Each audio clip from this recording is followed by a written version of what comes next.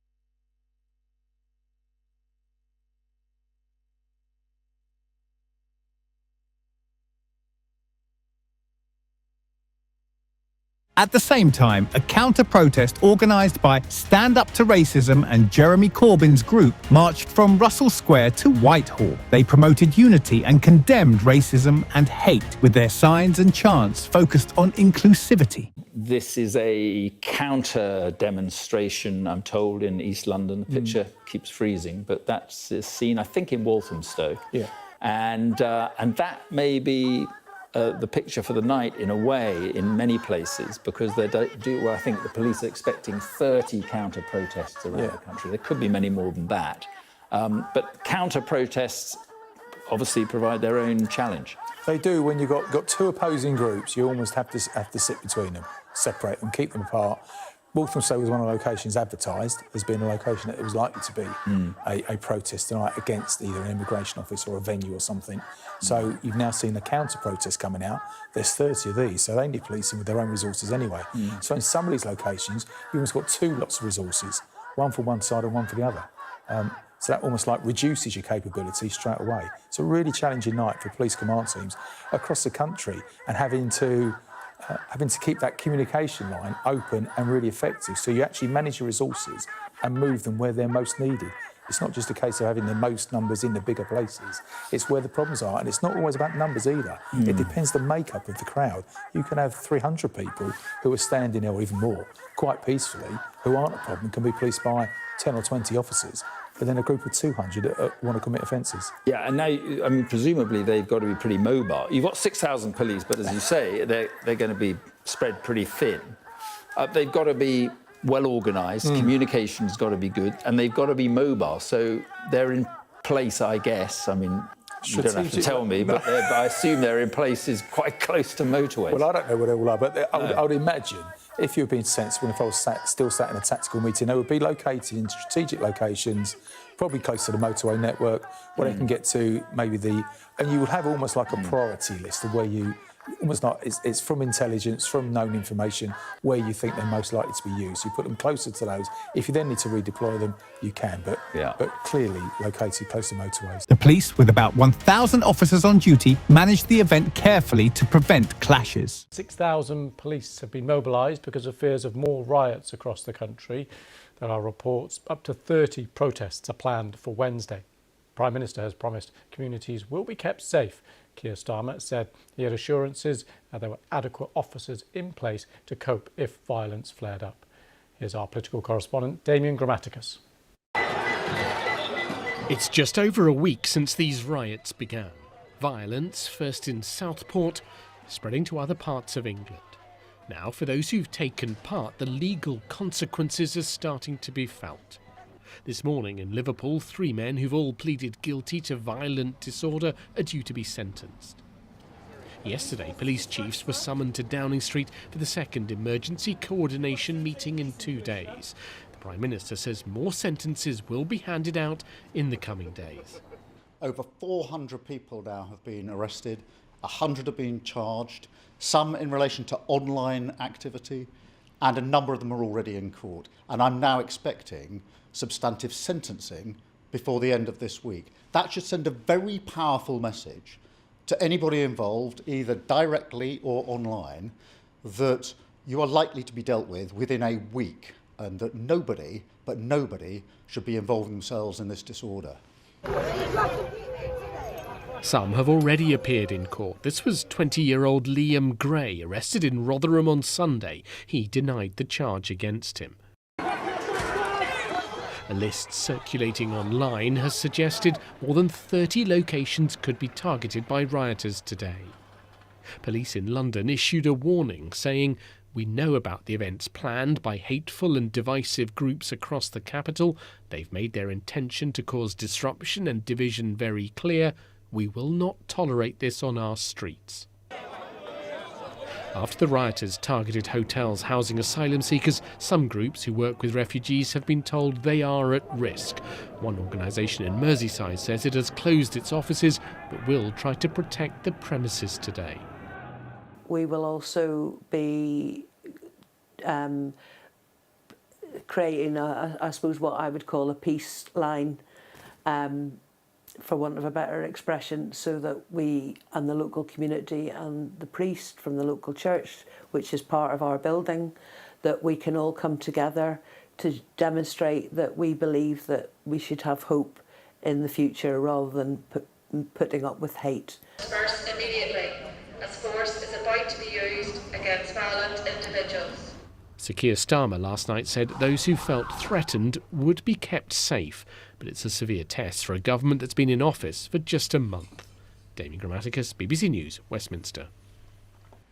There were a few incidents, including a scuffle that led to 2 arrests, but overall, the event remained largely peaceful. Well, our correspondent Chichi Uzundu is outside Scotland Yard, and she explained what the Met Police in London are doing to reassure communities. Well, the Metropolitan Police, in a lengthy statement that they issued yesterday, said that they plan to use every power, every tactic and every tool at their disposal to try and keep people safe. And it's not just Londoners that they're concerned about. Some 6,000 officers, riot-trained police officers, are going to be deployed across various locations. 1,200 of them, we do believe, will be helping colleagues regionally and locally, and we do believe they'll be stationed around motorways so that they can get to some of the sites if violence does flare up. They have said that if people are concerned, they should stop and speak to a police officer, and that local communities will see a larger increase of police presence in their areas.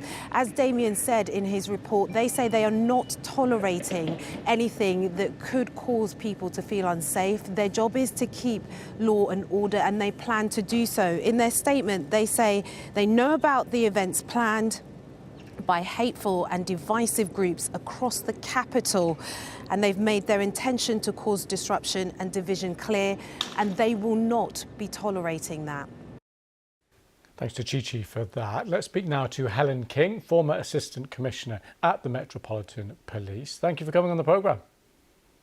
No problem, Lewis. So just talk us through, with this intelligence, it seems, around 30 potential locations that could see activity today. What kind of preparations will police and police forces be undertaking right now?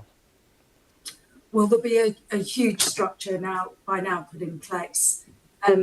As you say, Reactions to the rally were mixed. Supporters saw it as a strong statement of national pride, while critics argued it was a platform for division and hate. Intelligence is really important, so there will be specialist intelligence staff gathering that together to work out the locations, to try and get ahead of who's going to be involved so preventative action can be taken.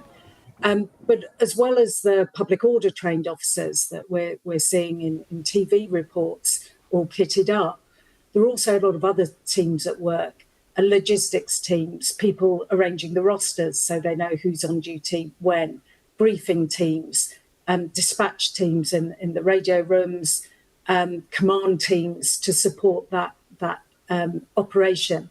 Even people like the vehicle maintenance units will be working overtime to make sure that the public order equipped vehicles are ready and out on the road. And then we've also seen this big investigative effort. So people getting arrested, being interviewed, being kept in custody, files of evidence being prepared so they can be put before the courts really quickly. So this is a huge logistical operation, and the police are clearly making sure that they're as ready as they can be to respond to whatever happens tonight and in the days to come, as well as carrying out all the normal 24/7 policing that needs to be done to keep communities safe. I think most people appreciate the resources will be stretched, of course, and this does put extra strain on everyone involved. But when you look at the level and amount of violence on the streets over the last week, is there an argument that police could have done more to stop it earlier? I think it's very difficult to see how that could have happened. From what I've seen in the reporting, the police have got there quickly. They've acted with great courage and professionalism to keep people safe. And no one should underestimate the challenges of gathering evidence and getting people before the courts as quickly as they currently are. This will be having a knock-on effect on, of course, the levels of tiredness and resourcing in policing. There will be officers working 12-day shifts, having rest days cancelled, and so on. And there will be some work that is either having to be put to one side or slowed down so that this can be prioritised.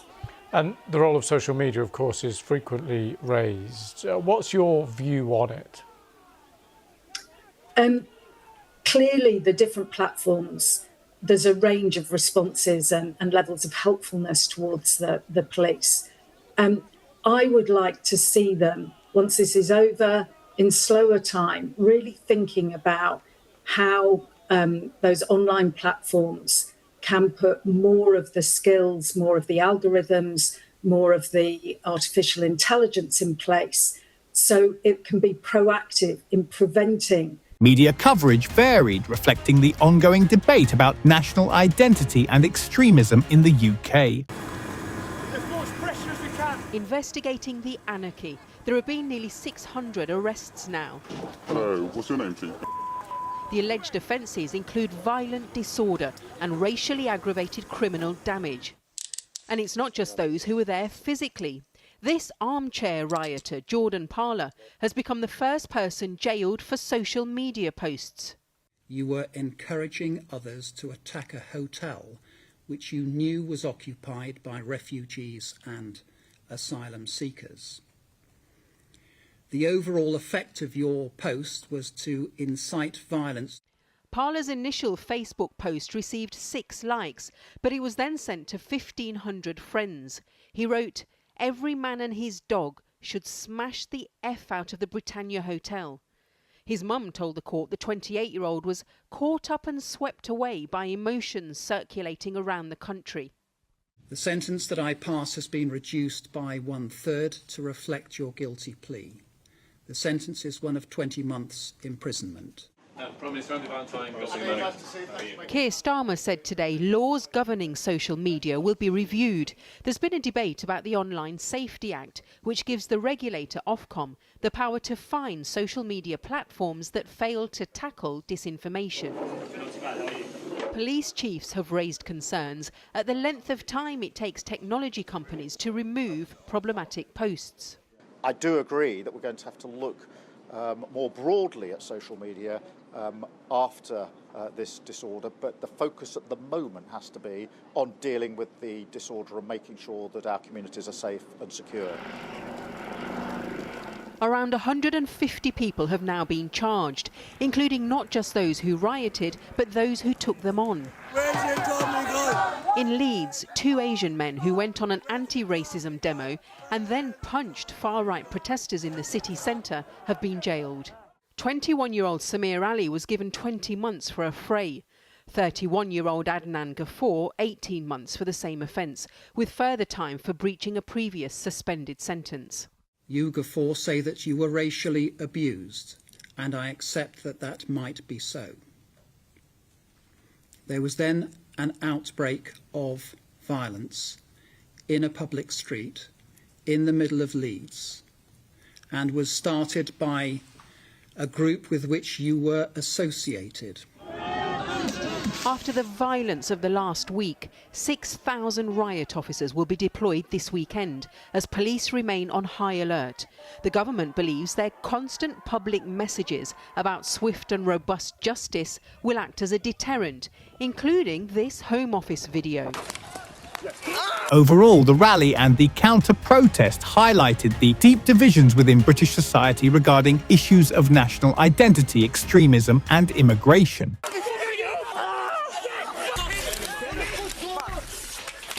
But the Ministry of Justice has admitted some of those jailed could be released from prison early under a scheme to tackle overcrowding.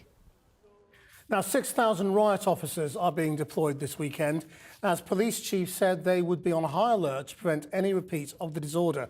Our chief correspondent, Alex Thompson, joins us from Newcastle. Alex.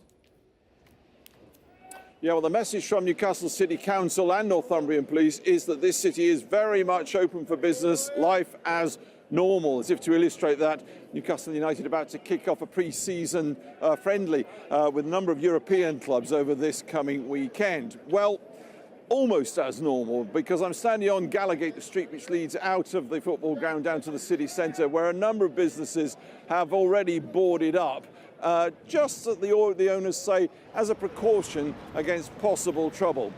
Why? Because tomorrow at the unlikely hour of 10 a.m. there's a pro-immigration, anti-racism rally called for the city centre, and shortly after that an anti-immigration, if internet chat lines and so forth are anything to go by, gathering will also take place.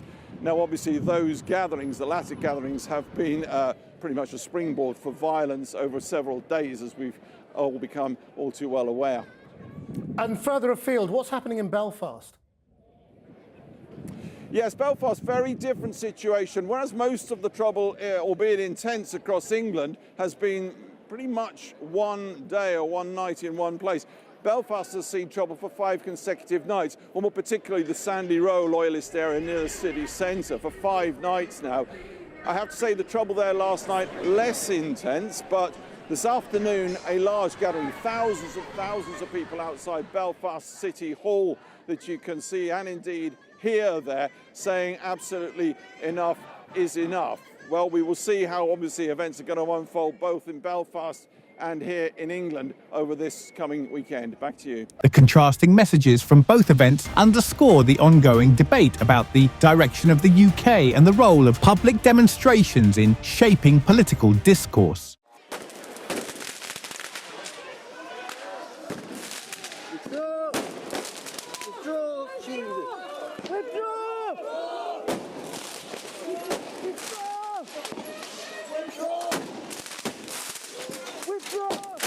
I think it's really important that we maintain high alert. I've obviously been here at the control room of the Met looking at what's essentially the nerve centre, but my message to the police and all of those that are charged with responding to disorder is maintain that high alert. I'm absolutely convinced that having the police officers in place these last few days in the right places, the swift justice that's being dispensed in our courts, have had a real impact. But we have to stay on high alert going into this weekend because we absolutely have to make sure that our communities are safe. Today we're due sentencing for online behaviour. That's a reminder to everyone that whether you're directly involved or whether you're remotely involved, you're culpable and you will be put before the courts if you've broken the law. And so that's happening today, that sentencing. I do agree that we're going to have to look more broadly at social media after this disorder, but the focus at the moment has to be on dealing with the disorder and making sure that our communities are safe and secure.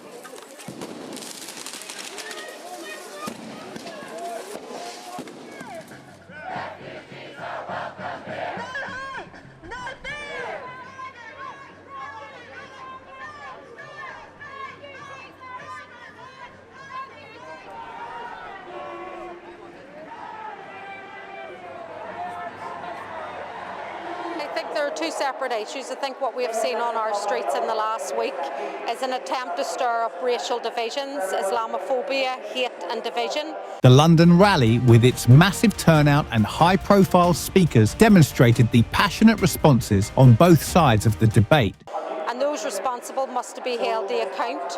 There are, of course, wider challenges within our society in terms of the housing crisis, health, 14 years of austerity which came from the Tory government that we need to deal with. That is not an excuse to actually intimidate, to threaten, to burn out our minority communities.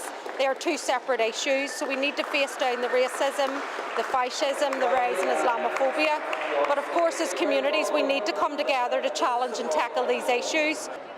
I came from Eritrea, I grew up in Ethiopia. I have a lot of struggle to be here.